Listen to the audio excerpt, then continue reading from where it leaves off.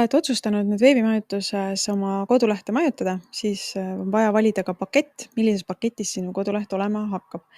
Ja kuigi sa saad alati küsida otse veebimajutuse poolt, millist paketti nad sinule soovitavad, rääkida siis ära oma vajadused ja soovid, siis ma teen sulle kiire kokkuvõtte, et millised paketid siis on saadaval ja millist mina sulle soovitaksin. Startpakett on pigem mõeldud C-postide jaoks, ehk siis seda sa kodulehe majutuseks kasutada ei saa. Standard ja plusspakett on need, mille vahel siis valida. Standardpakett on juba väga võimekas ja väga piisav ja väga hea pakett, kus siis oma kodulehte majutada. Aga kuna plusspaketil on siis teatud eelised, mida ma siis ka välja toon sulle siin, siis ma tegelikult soovitan sul valida plusspaketi.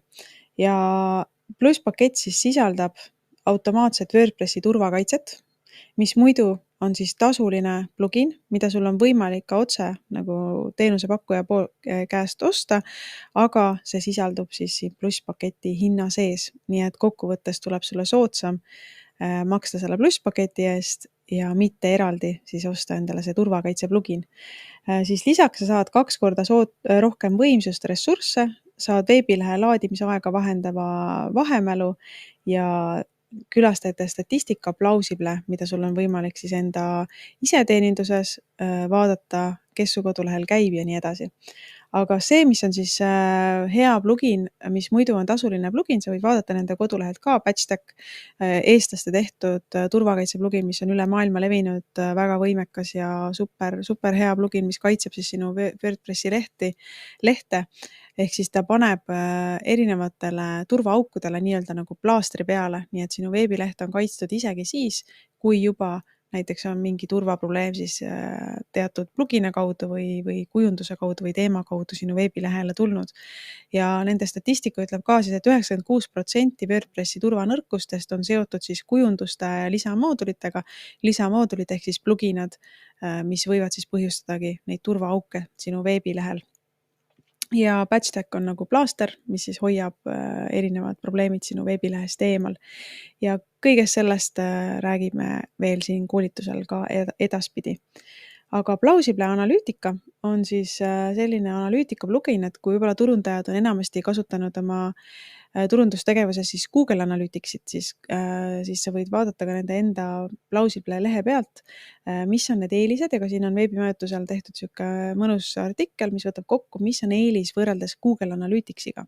Nii et võib-olla sa ei peagi panema, kasutama endal Google Analyticsist, sul piisab täiesti sellest Plausible analüütikast, mis on siis selle plusspaketiga koos ja kus sa saad siis seda külastajate statistikat vaadata. Ja see eristuvus või erinevus siis Google Analyticsiga ongi see, et ta on oluliselt lihtsam.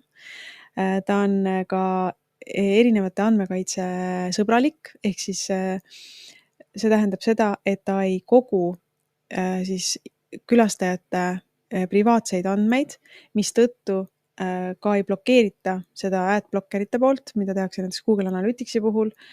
See Plausible on kerge, õhuke, ehk siis ta ei koorma sinu lehte, ta ei tee seda laadimiskiirust siis aeglaseks ja ta on täielikult läbipaistev. Nende poliitika ongi siis see, et kõik, mis nad teevad, kõik on selge arusaadav, sest kui sa oled kuulnud seda ütlust, et kui toote eest raha ei küsita, siis järelikult sina ise oled see toode, siis kui Google Analytics on muidu siis tasuta tööriist, siis see, kuidas nemad raha teenivad, on sinu külastajate pealt, kes siis kodulehel käivad, kogudes nende andmeid ja pakkudes siis reklaamiturul nende andmeid, aga Plausible analüütika seda ei tee.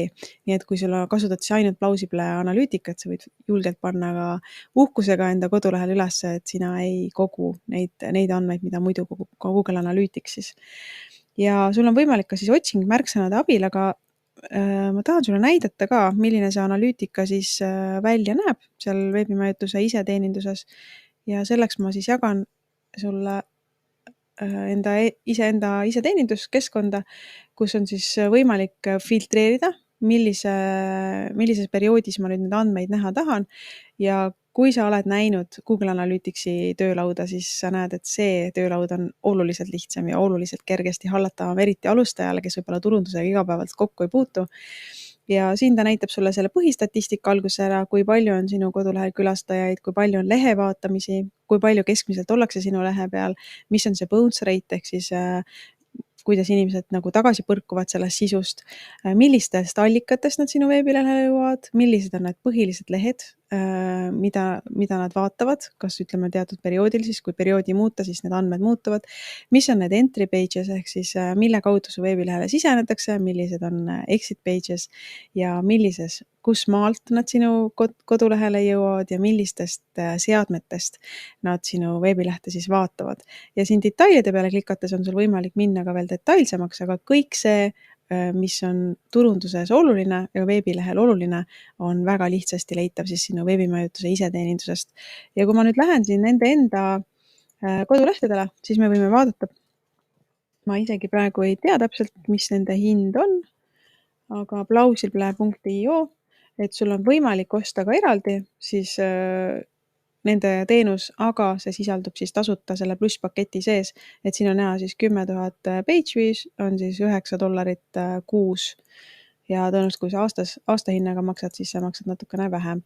Ja me vaatame seda batch stacki ka, hinnad võivad ju muutuda, et selles mõttes kindlasti tasub nagu sul ise järgi vaadata. Ja siin sa leiad ka erinevaid võrdlusi erinevate turvakaitsepluginatega, aga vaatame nende hinda praegu. Ja neil on siis, kui sa igakuiselt maksad, siis on sul $13,48. Tähendab, kui sa maksad aastaselt, aga kui sa maksad igakuiselt, siis on ligi $15 siis kuus. Ja kõik see on siis siin plusspaketis sinu jaoks tasuta. Nii et selline väike ülevaade siis sulle abistavaks loodetavasti, millist paketti valida. Sa võid seda paketti alati vahetada väga lihtsalt. Seda ei pea tegema kuu esimesel päeval või kuu viimasel päeval, et sa pead paaniliselt meeles pidama, et millal seda paketti vahetada, vaid sa saad seda teha ise teeninduses iga kell, igal päeval ja see kuu summa siis arvutatakse ümber, et kui sa näiteks tahad vahetada standardpaketi pluss vastu, siis saad teha seda põhimõtteliselt iga päev. Ja kindlasti küsi, kui sul tekib küsimusi, kas siis otse veebimajutuse kliendi toelt või võid ka minu käest siis abi küsida.